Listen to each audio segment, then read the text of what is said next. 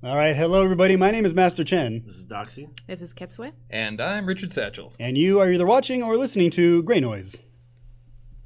All right, everybody, welcome to episode 167 of Greynoise. Tonight will be the Information Security Podcast because I have a pretty kick-ass analysis on some stuff. But let's see. Where are we? Oh, yeah, we are. It's Friday night, so it's 7:30 p.m. here at the Sin Shop. So we are at 1075 American Pacific Drive, Suite C in Henderson, Nevada. We are still the Las Vegas Valley Hackerspace. Crux is in the audience tonight, so I don't have to say anything because he already knows. That's how he got here. You know, get it? So he knows where we are. All right, anyway, go to synshop.org for information on the shop. Go to meetup.com/synshop. Remember, that's SYNSHOP. For information on the classes that we teach. Classes, get-togethers, things coming up. In fact, our Halloween party is going to be next Sunday, which is going to be October 28th. I don't know if we've actually set a time. I think maybe about noon, 11, maybe. Thoughts, guys? Yep. Okay, Sometime. cool, that works. All right, we'll do it around noon. We'll call it lunch 30. All right, so remember to go to Meetup. And for information on us, go to Greynoise, GREYNOI.SE. It's been a while, I forgot how to spell. All right, so let's see. Is there any other announcements that you guys have? My post office sucks. Okay, we'll definitely get to those stories. We'll come back to that. We'll definitely get to those stories. Okay, so this is the latest issue of 2600, the Hacker Quarterly. This is the fall edition. It comes out on the second month of the season, which for this case would be October. So I've read 2 articles from here. So far, so good, as always. Well, awesome. Anyway, yep, autumn edition's out. And I think that's all I've got. All right, who wants to start first with what's going on? In their week or in the world? Either, I guess. I feel like Satchel has a really interesting story to tell. No, it's really not. It's really not. I built my own synthesizer. It's awaiting one single chip. That chip is in my mailbox, but they didn't put the key. The little parcel, I got the little parcel box. Oh. But they didn't put the key into my box. So this part that I've been waiting for about 3 weeks now, everything else is soldered up, ready for me to plug that sucker in. It's sitting there, and I can't use it. I've never had that happen before. But also, I don't get that many packages or letters in general, so I check my mailbox like once every 6 months, so that's fine. It's never like packed with mail. Trash mail. Maybe they'll get the hint and leave me alone. But they don't stop your delivery and just keep everything at the post office? Not yet. They just keep cramming it in there. Lucky. I mean, none of it is ever relevant. Ever. Once every 6 months is relevant. I have something that I don't know if you guys know, but you can sign up for the US Post Office that it will tell you what's in your mailbox that day. What? Wait, what service is this? Just USPS. Oh, shit. You sign up the and post they... service. Wow. Oh, is that like direct? I forget what it's actually called, but you can check exactly what mail pieces. Doesn't really work with packages 100%. It'll tell you might have a package, Wait, but wow. But it'll tell you like you have junk mail? So when it's I found out that if it's junk mail, it'll usually say this mail piece cannot be scanned or something like that. Oh, okay. But usually for your other pieces of mail that you might actually care about, it'll show a scanned picture of that piece of mail. Wow. So from the chat, somebody has said this feature of the post office is called informed delivery. There you go. Yeah. Yeah. I am. Yeah. That's pretty awesome. Yeah, I saw something about that because I didn't know that. as I was today frantically trying to call anyone on customer service, that did not work. I saw that and I was like, oh, I wonder what an informed delivery is. Anyway, back to being angry. Yeah. But, yeah. As an immigrant, I like to know exactly when I'm getting my mail because I could have very important appointments with the immigration. As soon as they're in the box, I'm very happy to know they're in my box. As a local, yeah, I don't give a shit about what's in my mailbox. Yeah, most of the time I don't either. And I wish it would stop. Don't you guys have something here in England? We could put a sticker because we don't have mailboxes like you guys. So what do you have out there? Doors. Is a door. Oh yeah, okay. And in that door, there's a hole. I'm sorry. And they shove. Yeah, they shove the mail through the door, right? Wait, I mean that's here in some American cities, right? Some, yeah. Oh, St. Louis. That's The what only I had. places that have mailboxes are usually apartment buildings. They have. We're not gonna get into it. Mail's not important. Usually you can put a sticker saying you don't want no ads, etc., and they won't put them in. Is that a thing? No, here. Because all my mail is junk mail. All of it. Well. Yeah. I've gotten more mail about Dean Heller and Jackie Rosen in the last than I've ever seen about anything else in my life. Seems like the last month it's really stepped up. Yeah. Because someone sent me a package and I was like, oh, cool. And then I was like, what the fuck is this? I was like, I don't care if Jackie Rosen started whatever. I mean, I guess the only time I check the mail is like when I'm expecting something, and when I have a big stash of mail and it's not what I'm expecting, like I have like mind blindness, or like I'm just like, nope, that's not it, that's not it, and then I find what I'm looking for, like for instance the magazine, and then I'm like, okay, the rest of it's not relevant. It doesn't look like a bill. It doesn't look like anything that'll turn my utilities off, so I don't need it. All this other stuff in the fire. I'm seriously. Yeah. I mean, I haven't been sued yet. Fair enough. Yeah. I'm not missing anything. Well, hopefully you.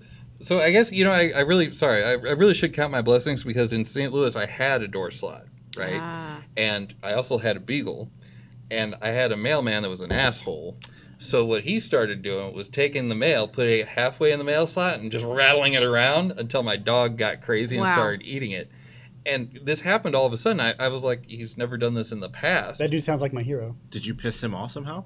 Not that I wasn't there. I'm not there during the day. I don't know.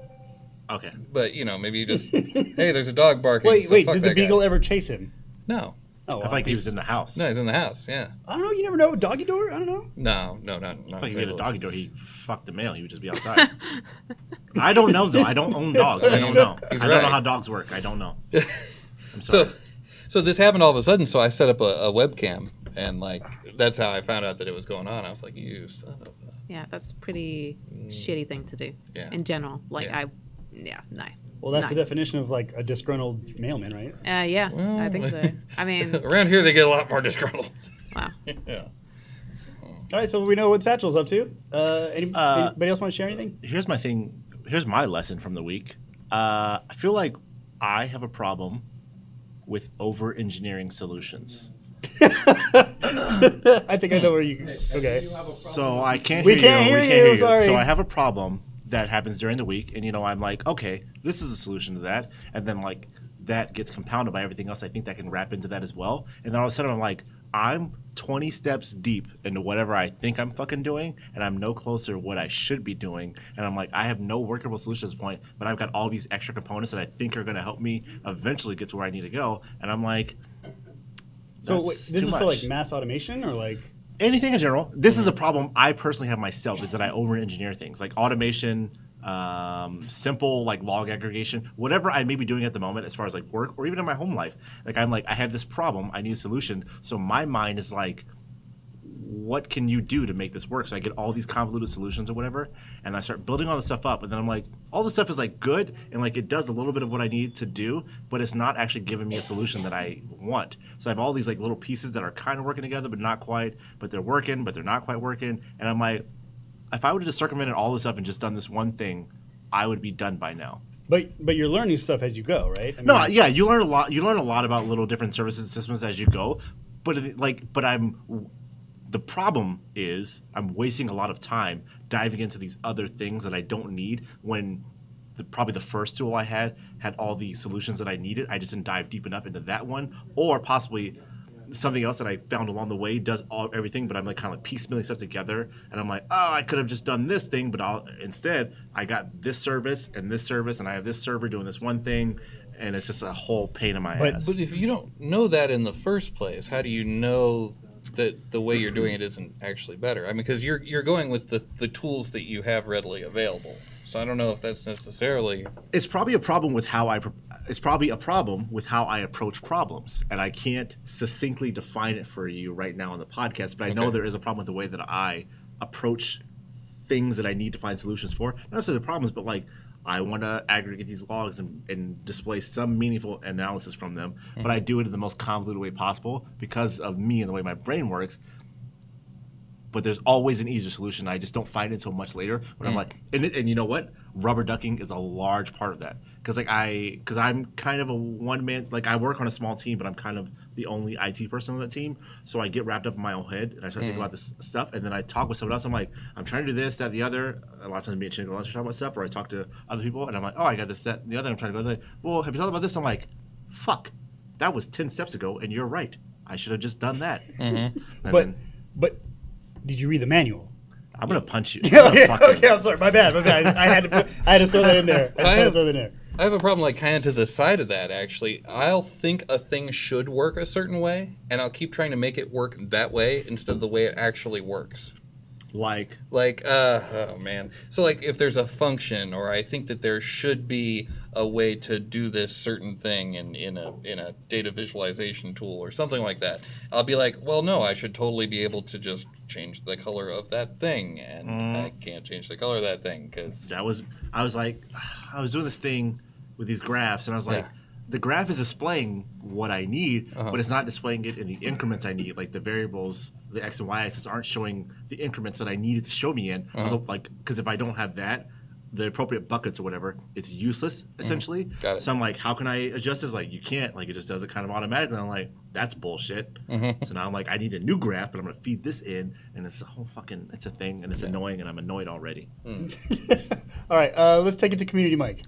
I don't know, the solution that I've always found is build the overcomplicated version, realize that it's overcomplicated, and strip out all the stuff that you decided that you didn't need after the fact, and that way you have the ability to add it back in later if you do need that feature, but this way you have a streamlined program that you understand all the ins and outs of. And that works more or less to a point, except for when you're on a time deadline, when you're working at work, because usually like on my own passion projects, I'll over-engineer the shit out of anything because it doesn't matter when I finish or what tools I use. But for work, it's like, hey, we have this goal, we need to accomplish this. I'm like, I got it, don't worry about it. And then like 3 weeks later, I'm like, oh, I'm so close. And it's like, oh, if I would have done this one thing 2 weeks ago, I would have been done already. It's different at work versus your passion projects, rather. Like you got to deliver results. You got to deliver results. And if you're not delivering them in a meaningful time, it's not good. But is the problem possibly that at work you promised a deadline not knowing the steps involved in creating the product? Not me.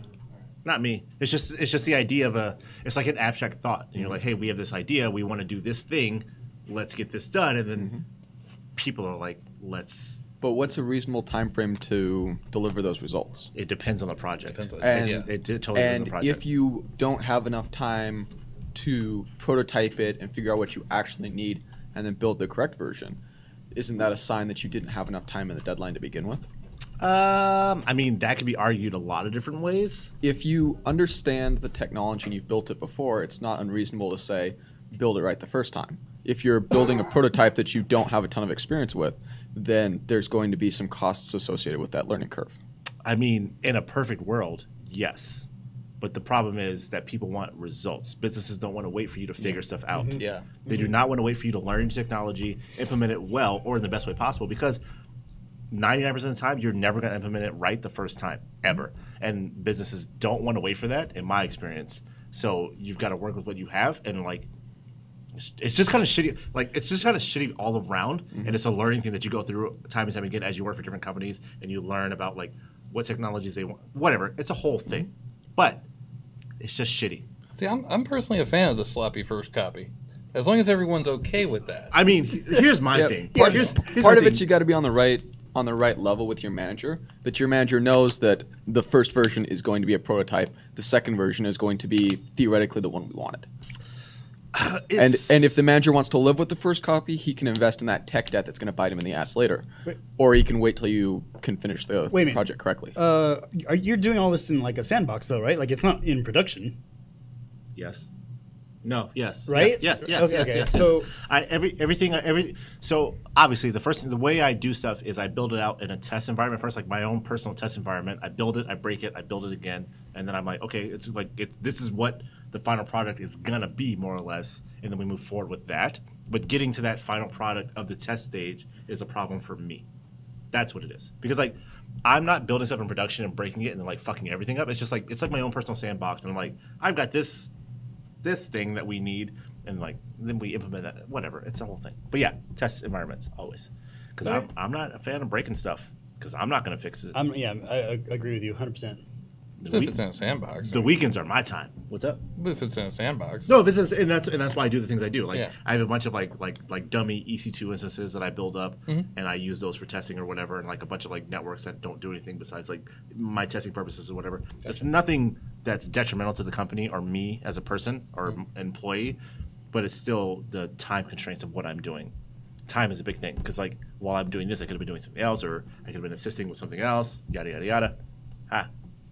See, told you. I don't know why I say that so much. Oh, it's Seinfeld. I was making fun of Doxy earlier this week for saying yada yada too much. He even writes it out sometimes when he's describing things. But I do. I'm not making fun of you, but I am kind of making fun of you. Like everybody has their isms, so it's not That's like fine. I'm shooting at It's you. a doxyism. Yeah, it's a doxyism. Exactly. How was your week, Ketsua? Yeah. My weekend was just general okay. It was a week. There was time involved. Yeah? And it's moving forward to today. Oh. The slow march of time. That's Yeah. okay. Yeah. That's logical. Nothing special. Just a general week. They never are. Nothing new. All right. Well, I missed like the last two shows, so. Are you proud of yourself? Well, no, I'm not proud of myself, but I mean, like I had a great vacation. But I did some. I don't want to say hacking over vacation, but I did some analysis that might be that might interest the hacker community.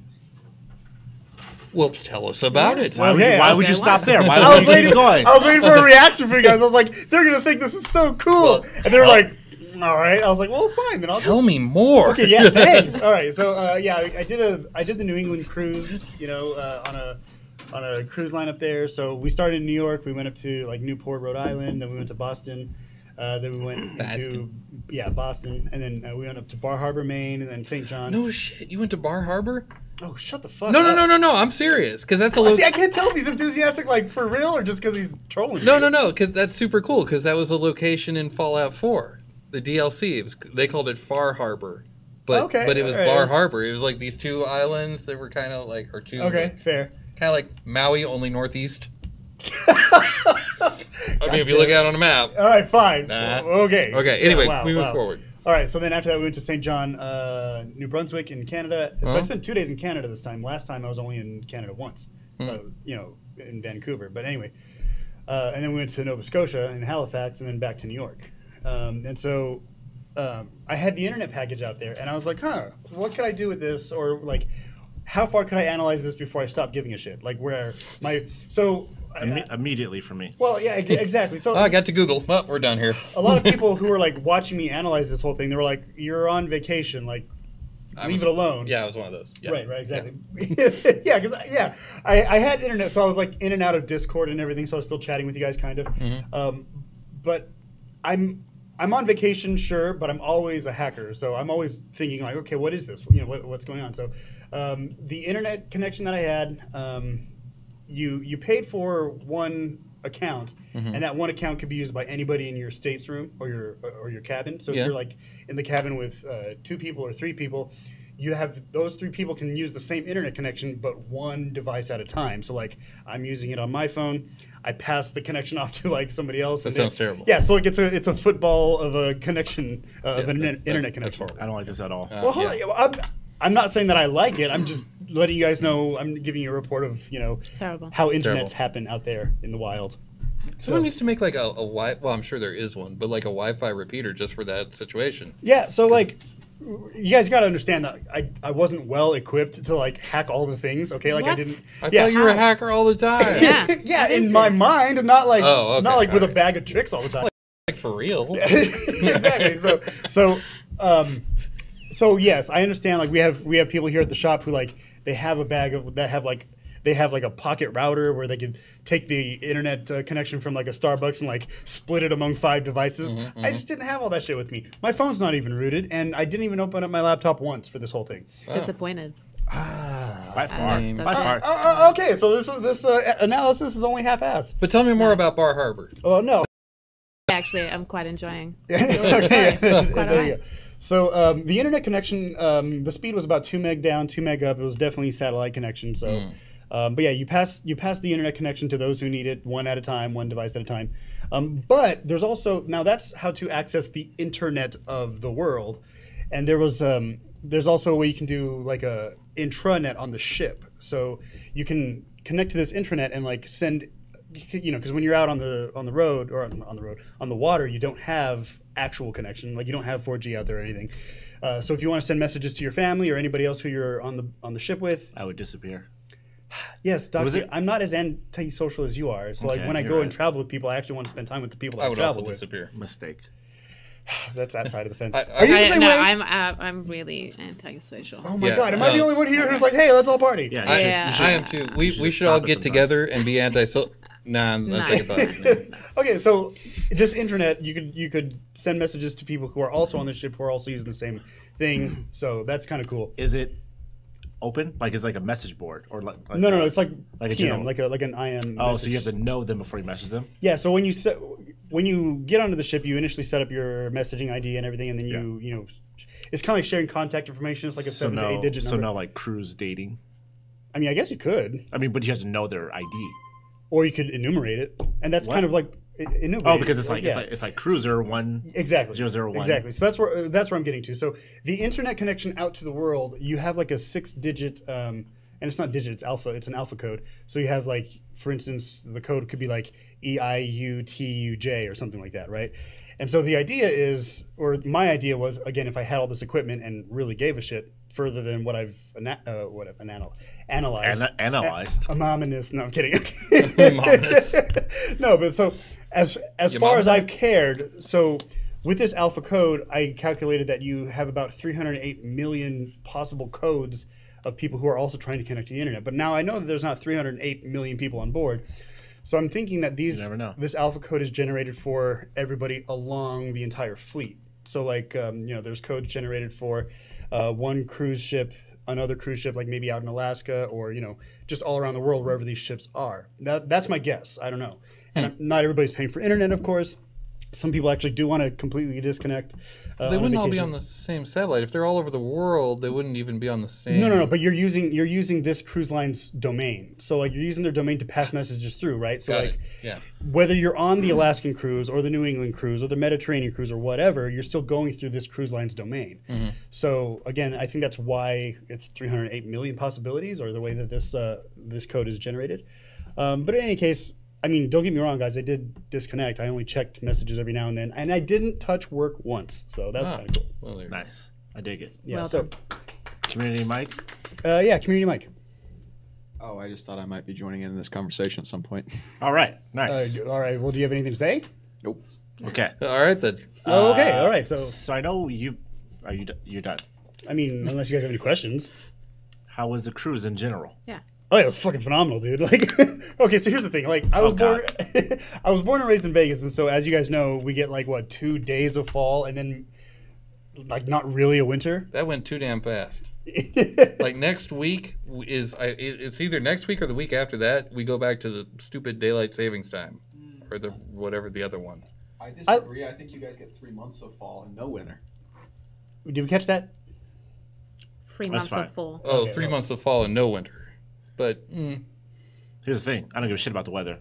Anyway, we move on. Well, yeah. So sorry. Well, I like the cold, and so to go out there was kind of a treat for me because I love being like up in New Brunswick. It was cold. like I know, and I don't care. All right, sorry. Go ahead. But okay, so for instance, example. Our fall here, the leaves go from green to brown, dead off the. I actually saw reds and oranges and yellows out there. It was fucking sweet, man. I missed that. Also. Yeah.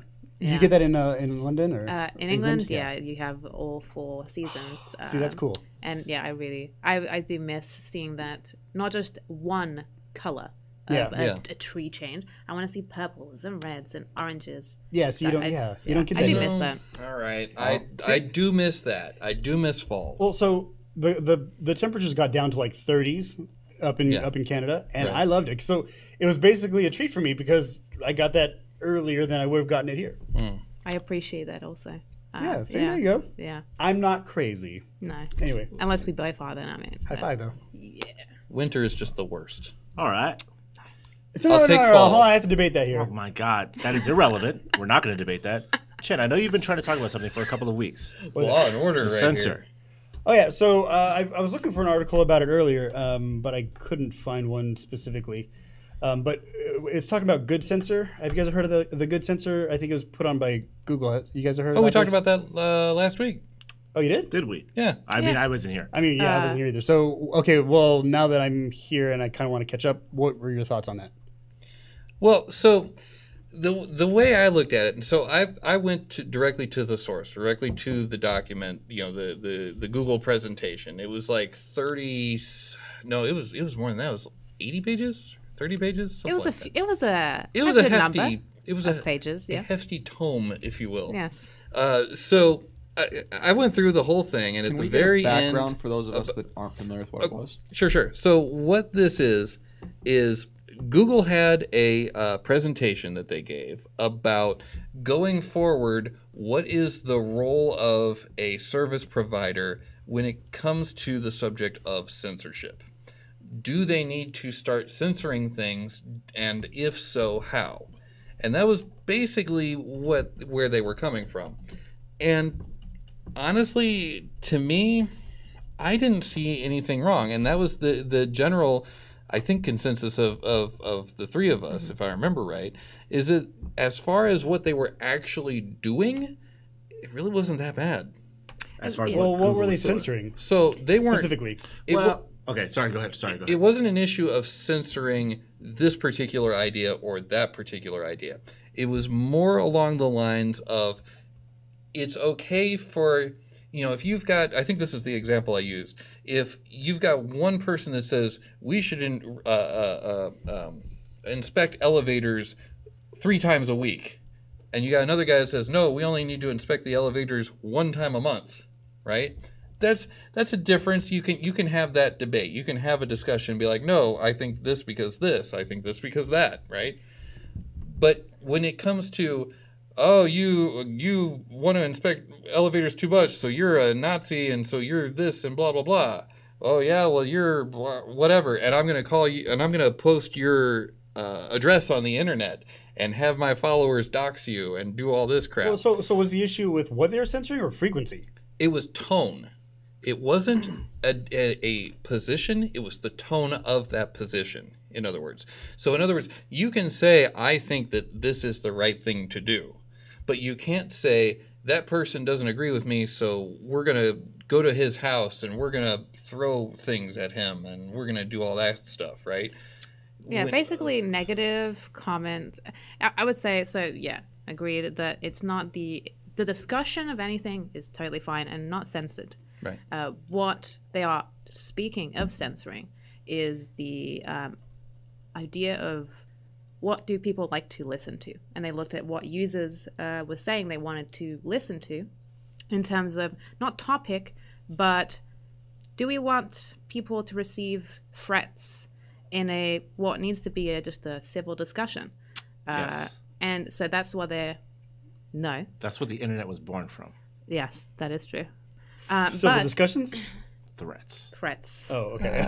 So what they want to tone down is the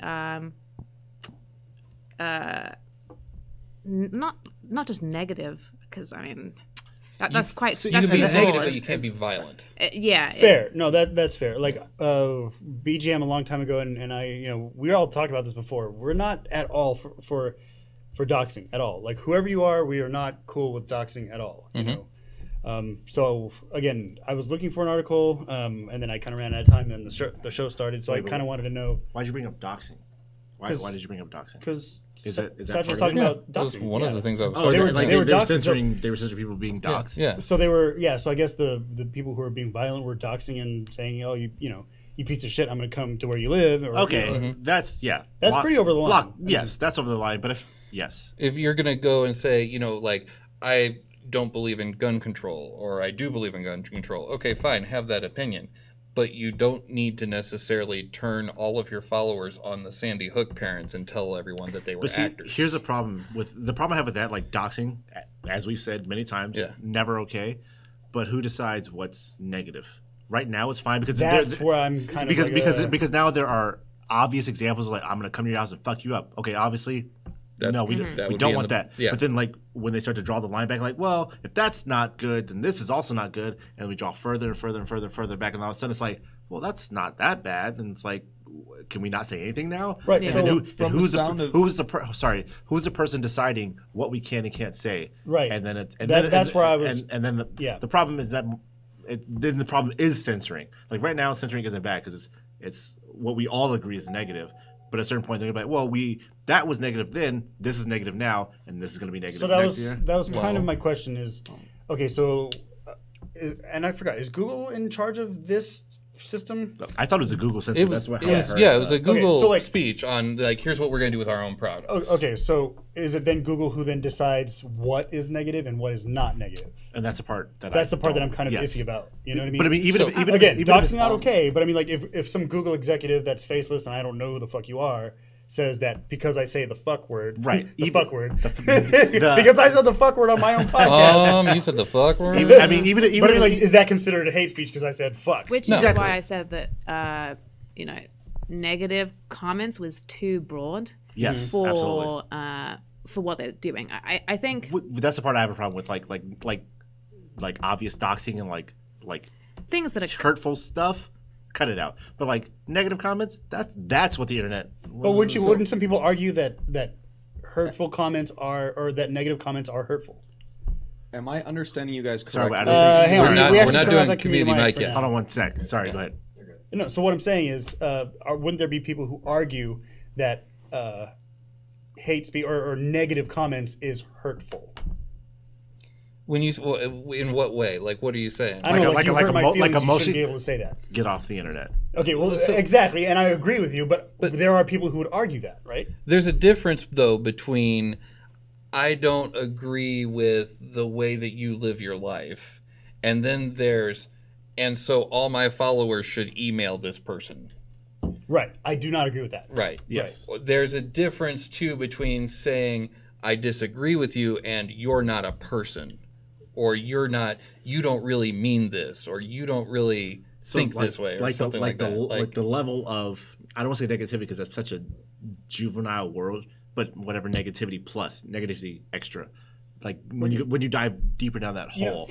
So I was having a discussion with somebody earlier about this whole thing, and I think a big issue in general is that when it comes to communications and when it comes to the internet, we've only had the internet commercially for 30 years, 25 years now, really, give or take, maybe. So I think that we just don't know how to do it. Like I don't think we've grown up into how to be responsible on the online. internet. You know what I'm saying? Wait, I don't. What do you mean? Because I would argue against it, actually. Okay, well, for instance, as soon as Instagram comes up, the first thing people are doing are like, or not the first thing, but I mean like a lot of what people are doing. The naive people are like, oh, cool, I just got my driver's license, check it out. And then they fucking take a picture of them. You know what I'm saying? So what I'm saying is there are people who, like, they have this communication device, it's in their pocket, and all of a sudden, like, etiquette wasn't attached to the device or proper use wasn't attached to the device. So they're using it all willy-nilly, and only when there are consequences do they realize lessons learned, right? I think that is something that I maybe mentioned last week or the week before about users need to become more aware of and learn. Hey, posting something like your driver's license on the internet. And I mean that's not so good. That's maybe a fringe example. No, but I mean, really, that's what the whole point of this whole podcast is for people who are not tech savvy to understand why you need to be tech savvy or little steps you can take to be more tech savvy in this increasingly technical world that we live in, because everyone has an Instagram, everyone has a Facebook, not everyone, but a lot of people have Facebook or whatever other services are out there. You need to understand what you can and can't do and why you should and shouldn't do these things. And people will learn through podcasts such as Eventually, this. or through lessons learned, or through more painful lessons. hard lessons learned. Yeah. Man, when I was coming up, when Back in my day, damn it, I did do that. back God in damn my it. day, Satchel. No, but seriously, like I remember when cell phone cameras first became a thing. Okay, let me just get my cane out over here. Yes, I got Wait, it. I was around when I the was first around. cell I phone was came- around when Yeah. that happened. Okay, I all right. I was around. I was We all around. were, right? Yeah, we had to be. I was. I mean, I'm not that late. But Right. yeah, I was. Yeah. I'll give you a hint. okay. Satchel's the oldest out of all Oh, of us. yeah. Easily, I mean, yeah. But That'll happen. Okay, but no, seriously. So if someone whipped out their phone while we were all hanging out and partying and doing whatnot, Whatnot. Whatnot. Wow.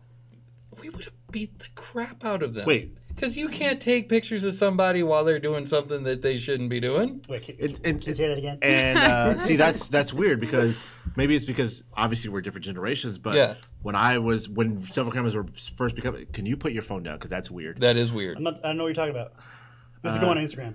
When I was Really in that is. age when cell phone cameras first started becoming a thing, no one was wary of them because we didn't have the social media footprint that we did now. Right. So like, even if you took a picture, the only place it was going was in your pocket, and then you lost that phone, that picture was gone Or forever. to that cute girl. You know what I'm saying? What? You know, like you took a picture. Huh? There was a selfie back then before. No, there smartphones. wasn't. I mean, Oh, I'm sure. Not there, really. There I'm was. sure. There were. Thank you. There was. I haven't there taken a was, picture since I was 2 years I old, like so I you. don't know. Yeah. She's on my side. I'm sure there are therapists. But anyway, I like my generation wasn't like, oh, don't take pictures of me because it's like, okay, you take that picture and then it goes literally nowhere but your pocket, and maybe we all look at it next week and then it's gone when you change your phone or when your phone breaks or whatever. Like it wasn't a big deal, and only now or like in the last 10 years since like the great like cloud. the cloud, even less than the cloud, like big social media Right. things like Facebook Right. and before that MySpace, when people are like, okay, now there's a platform to put these dumbass pictures that I take, then people are like, okay, maybe don't take pictures of me doing this, that, and the other. That reminds me of a statistic. Okay, so I'll have to find the source, but since Instagram's conception, there have been more pictures taken from that to now than from the invention of the camera to. I believe it. I 100% believe it. Yeah. Because I guarantee there are a large number of people who are like, I might as well take a picture so I can put it on Instagram or whatever. Like, I might as well. That's the thought. I might as well. Like, normally I wouldn't because no one else is ever going to. You don't. If there's no incentive for you to take a picture, you're not going to take a picture. But if you're like, someone might see it, I might as well take a picture. Well, and think about it in a long-term view, right? Once upon a time, you had to go and buy film.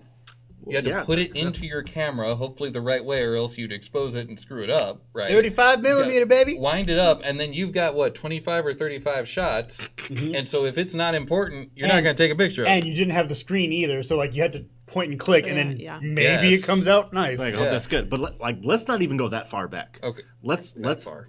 because I mean because the period from point long, click long time ago, 10 years. point and click Kodak gas station cameras, you develop all that stuff. Yeah. From cell phone cameras, even with like normal cell phone cameras, like you didn't have a lot of memory, and if your phone filled up with whatever, you didn't have anywhere to put them. Like you couldn't download them to the iCloud, you couldn't download them to Google Photos. Like you get these pictures, like, oh, I got all this shit. No one's ever looked at it. Delete. Yeah, it yeah. didn't matter, and it's like when you delete it, it's gone. If it's not on your device in your hand, it's gone.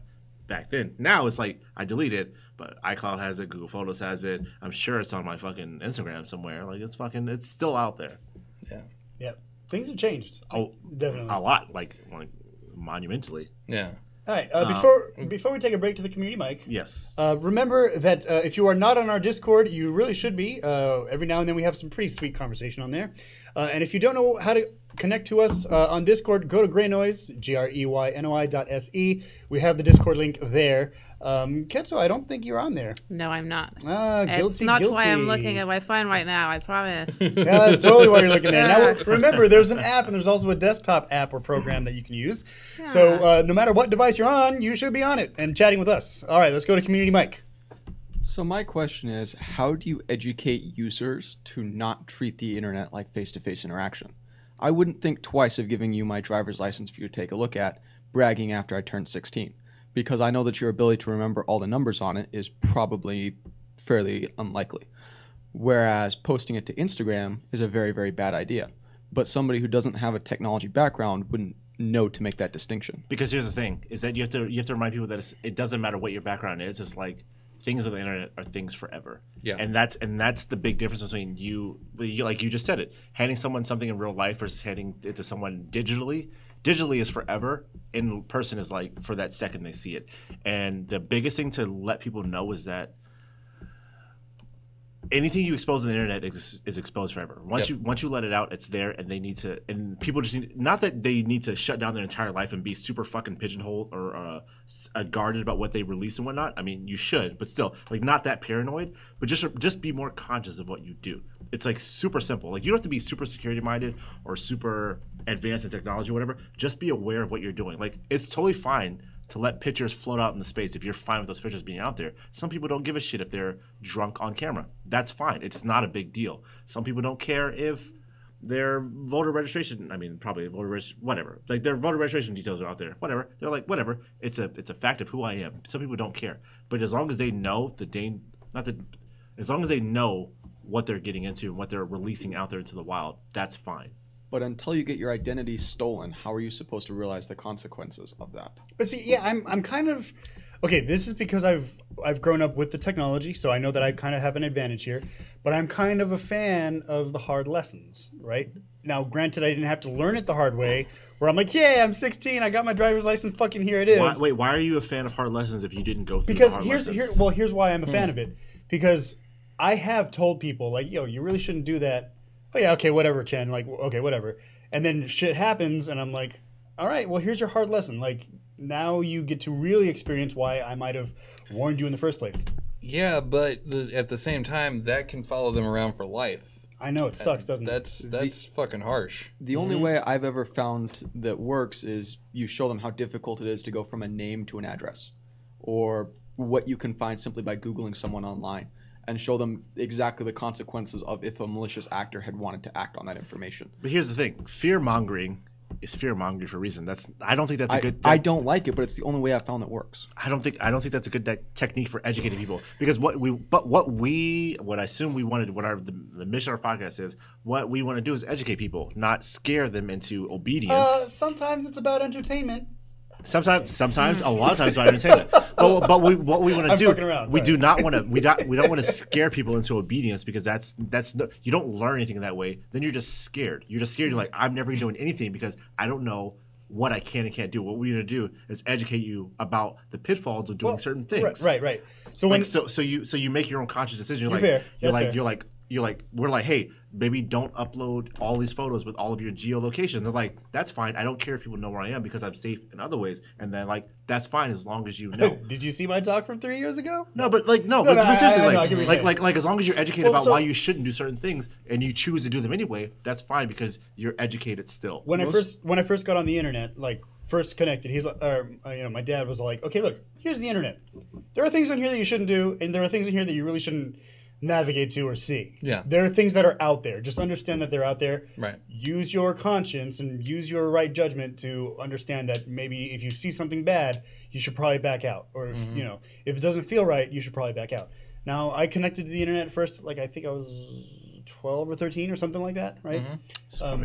I mean, so at that point, maybe I had at least somewhat of a moral judgment to be like, oh, wow, this is bad. I shouldn't take a look at this, or I couldn't, So that was like my dad kind of handing me the keys to the kingdom. Here you go, be responsible, right? Here's all of the internet. Have fun. But I remembered that. Yeah, I remember that to be able to share it. You know what I mean? So But again, even like that upbringing or whatever, a lot of people missed out on because for a lot of people they missed that window when the internet was first adopted, whatever. Right. So now they're much older than us, or like even the same age as us, but they just never had access to it. So now they're thrust into the world that we have now, which is right way different from the world of what like 10, 15 years ago, all you had was IRC and Usenet and stuff, and you had to try really hard to get into trouble, and now it's like, if I click the wrong button, I'm fucked. Like what was that link we had a couple shows ago? Ruin your Google search or something like that. Oh yeah. What was it? Ruin your search history. Google history or something like that. It was something that we had the link. It was something like that, and like if you click the wrong button because someone sends you the dumbass link, you're ruined now. That didn't. in some form it did exist back then, but you were much more savvy. But I mean, like, how many times did somebody send you like a tiny URL that pointed to Goatsy, right? And it was like, and you're like, oh fuck, I got hit. Like, yes, but like back then, you were way more savvy because even to access that stuff, you had to know a little bit about a little bit, and now it's like you have the entire world at your literal fingers. If I type the wrong URL trying to go somewhere, I can have anything I want.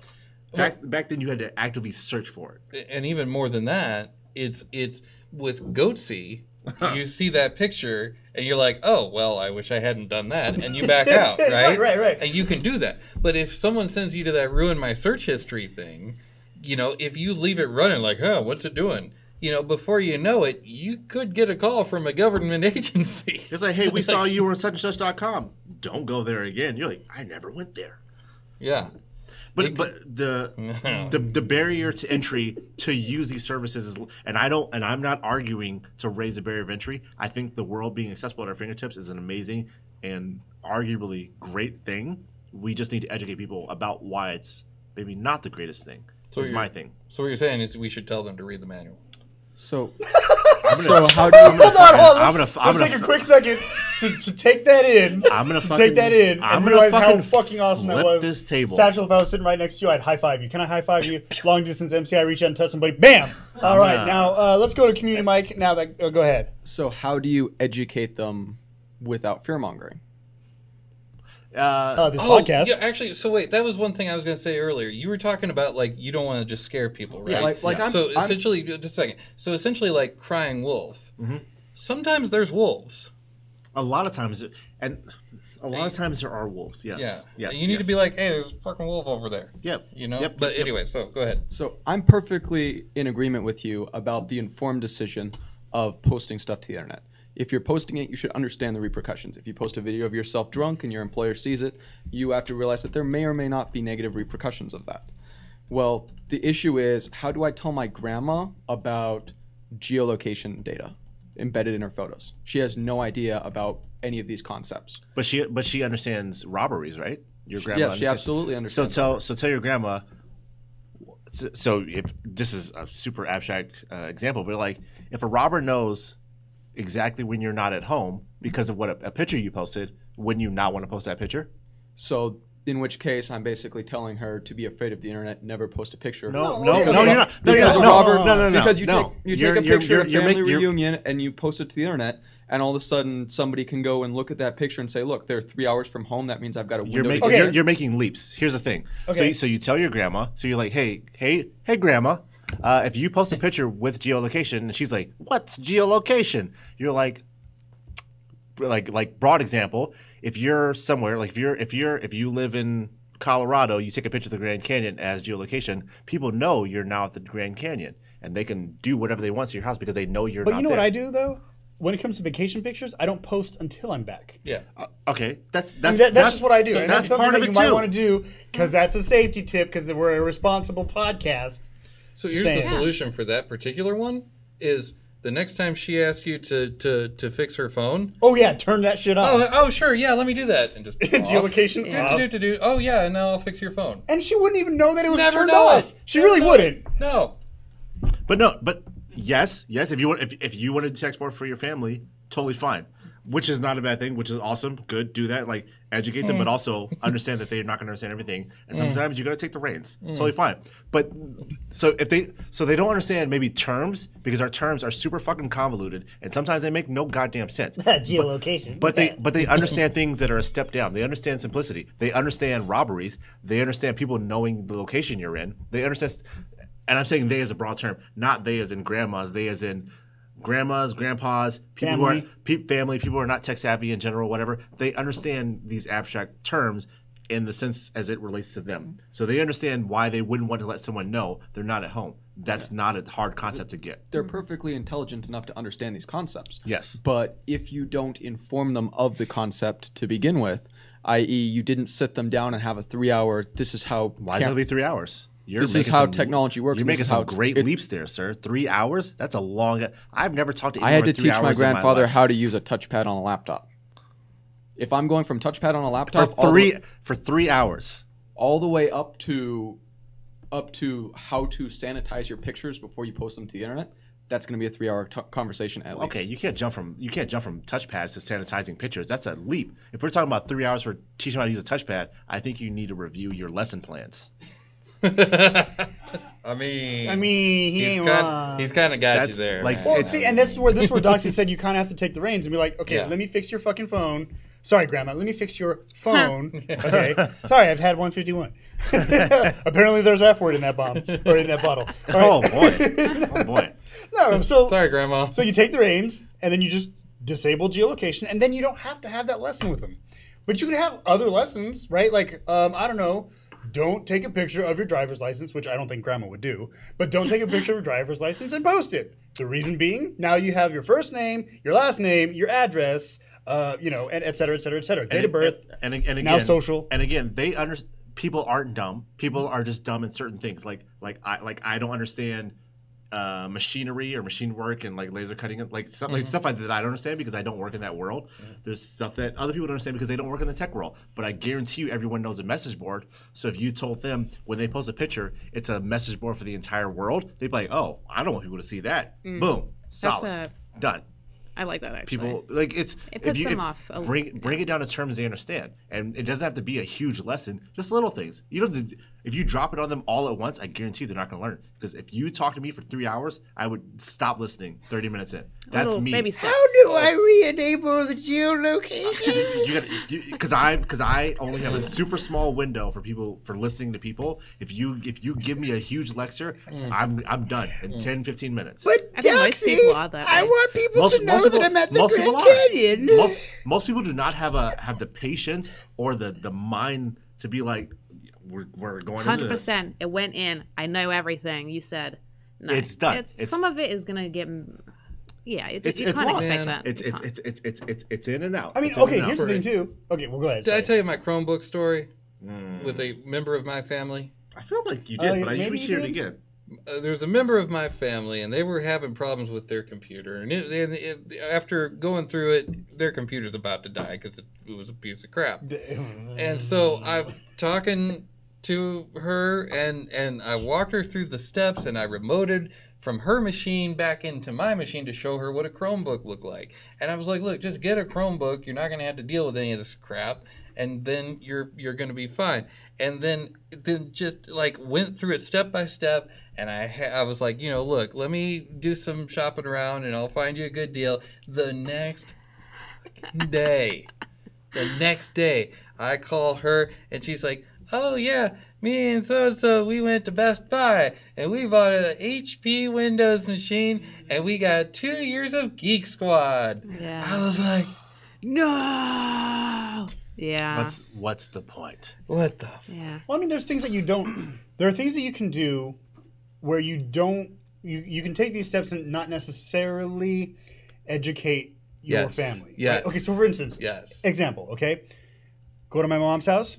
She doesn't need to know how the Pi hole that I've installed works, but it's there, it's installed, and it protects her from certain liability.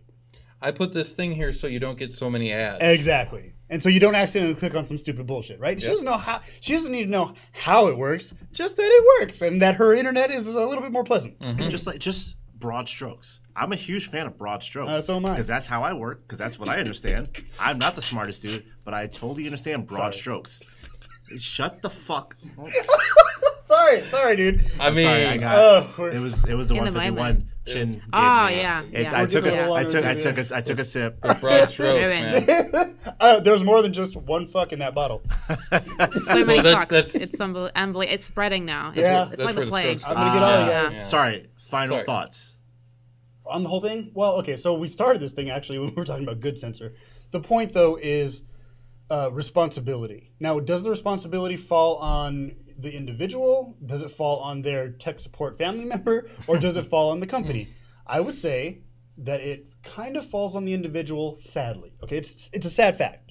Okay, that your privacy and the way you go about the internet is kind of a self-reliant thing. And but you gotta protect, like, if that family member of mine is going to go do something stupid. Protect where you can. Yeah. But you're not going to win them all. You're just not. Yeah. And something that I don't say often, I agree with Chin.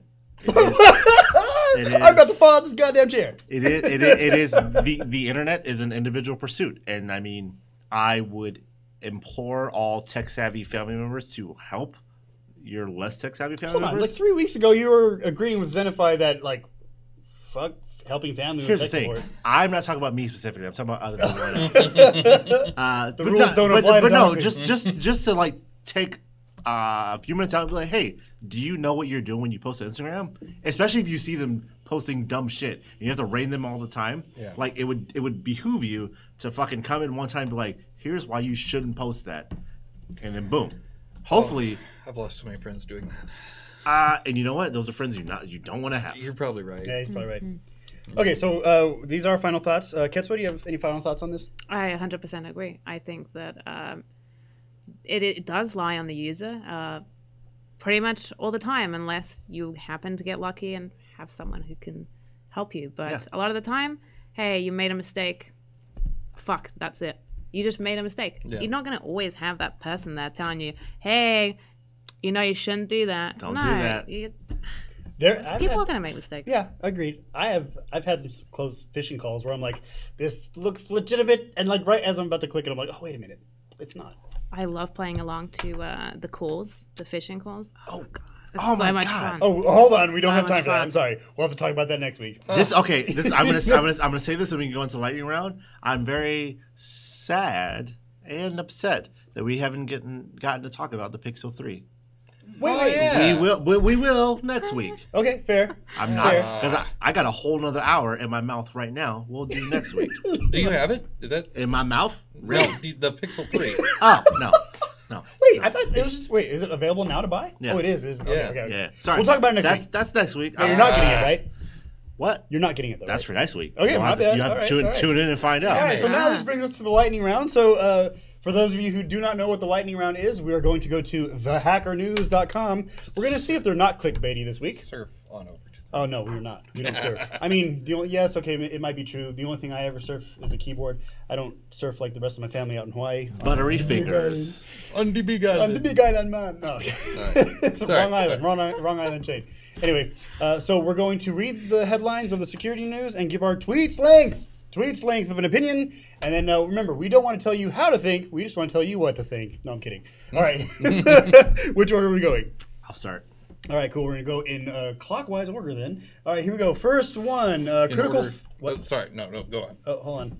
In order of I clicked broad advertise strokes. with us for some reason. Maybe I shouldn't be clicking that.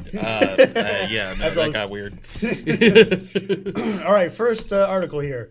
Let's see. Critical flaw found in streaming library using VLC and other media players.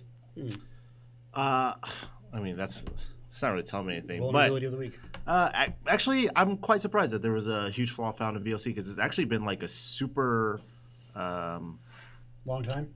long time, but like something I could always go to. What is that called? Dependable, super dependable streaming service, video playing service since I was like 10, like for a long time. Okay, yeah.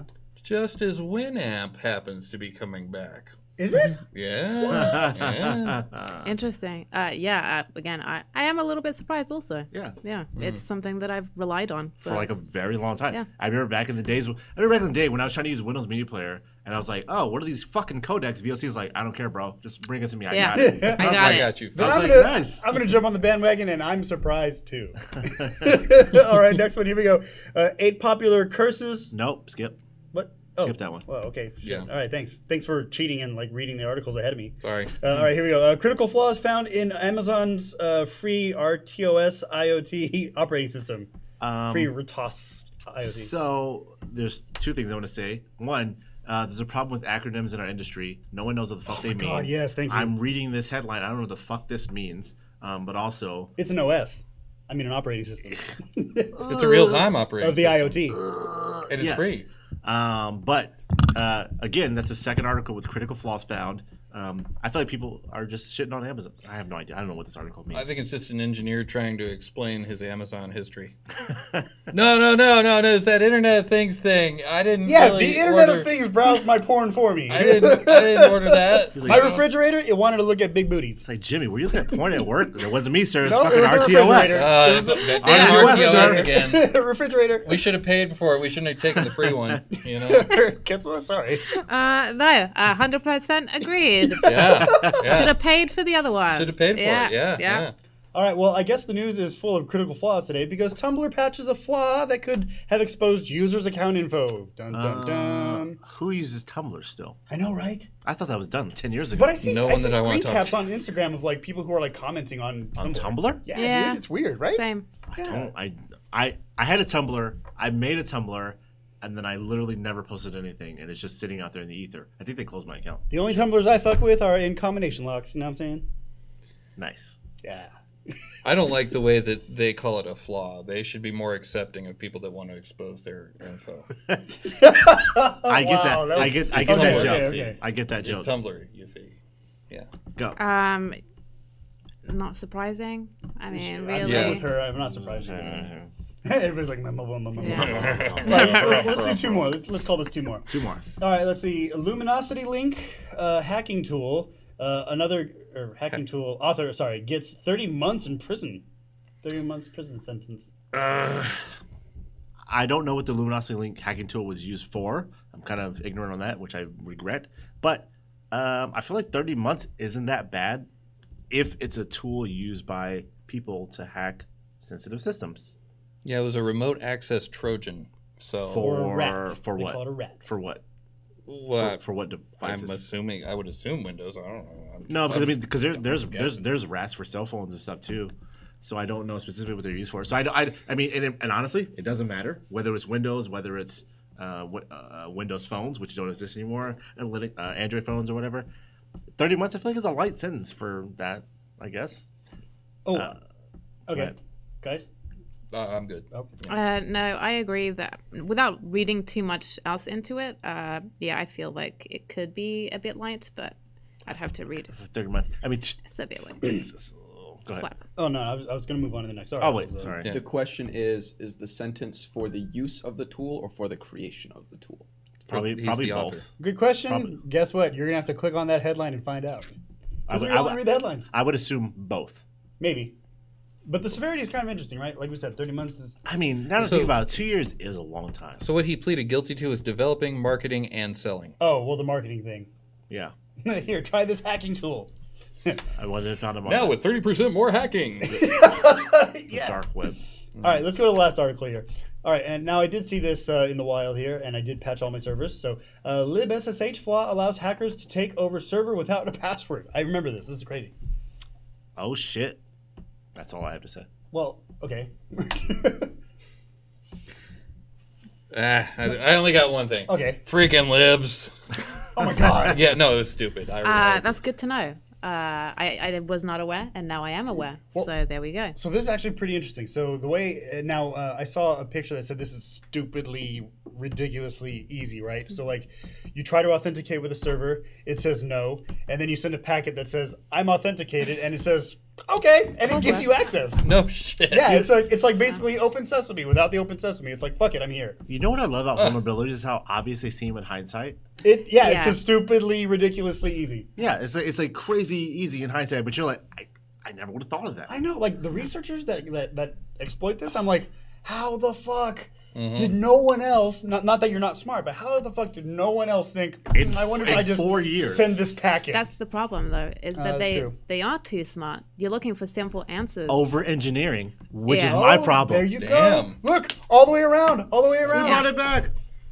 And I was going to comment earlier that NCR. that is a problem that many people in this field have, not just yourself, is that overthinking a situation. So I'm among my peers.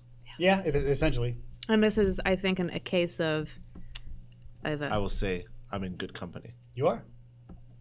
Let's wrap it up. That's because I'm back. No, I'm kidding. All right, so that brings us to the end of the lightning round, which unfortunately brings us to the end of the show. We have run out of time, but as you can tell, I'm never out of shit to say. So join us again next week, like every Friday night, 7:30 p.m. here at the Sin Shop. That is 1075 American Pacific Drive, Suite C in Henderson, Nevada. Crux found us okay, so I don't have to tell him where it is. Go to sinshop.org for more information on the shop. Remember to go to meetup.com/sinshop for the activities and stuff. We have our Halloween holiday party on Sunday the 28th. I don't know the exact time yet, but just come over. We'll probably be here. Come on by. It'll be cool. Yes, exactly. And go to Greynoise for information on us. That's GREYNOI.SE. My name is Master Chen. This is Doxy. I'm Ketsui. And I'm Richard Satchel. I can tell by Crux's face that he's definitely going to put hands on you. I know he's going to punch me. All right, good night, everybody.